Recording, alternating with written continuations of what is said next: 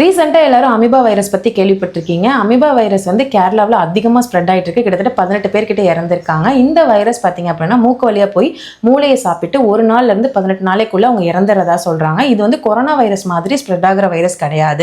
Stagnant water, அதாவது தேங்கி இருக்கிற குட்டைகள்ல இருந்தும் ஸ்விம்மிங் பூல் இந்த மாதிரி இடத்துல இருந்து இந்த வைரஸ் உருவாகி அது மூக்கு வழியா போய் மூளையை வந்து சாப்பிட்றதா சொல்றாங்க. இந்த வைரஸோட சிம்டம்ஸ் எப்படி இருக்கும்னா குமட்டல், காய்ச்சல், தலைவலி, கன்ஃபியூஸான ஸ்டேட் ஆஃப் மைண்ட் அண்ட் சாப்பிட்றப்போ டேஸ்ட் இதெல்லாம் தெரியாம இருக்கும். தமிழ்நாடு சுகாதாரத்துறையிலேருந்து என்ன சொல்லியிருக்காங்கன்னா, நீங்கள் ப்ராப்பராக ஒரு மெடிக்கேஷன் எடுத்துக்கணும். முன்னாடி ட்ரீட்மெண்ட் அதாவது எடுத்துகிட்டு இருந்தீங்கன்னா டாக்டர் அட்வைஸ் எடுத்துக்கிட்டு அதுக்கப்புறமா நீங்கள் வந்து சபரிமலைக்கு நீங்கள் போகலாம் அப்படிங்கிற மாதிரி சொல்லியிருக்காங்க.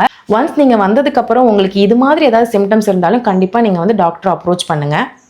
இந்த வைரஸ் பர்சன் டு பர்சன்ஸ் பரவுற வைரஸ் கிடையாது.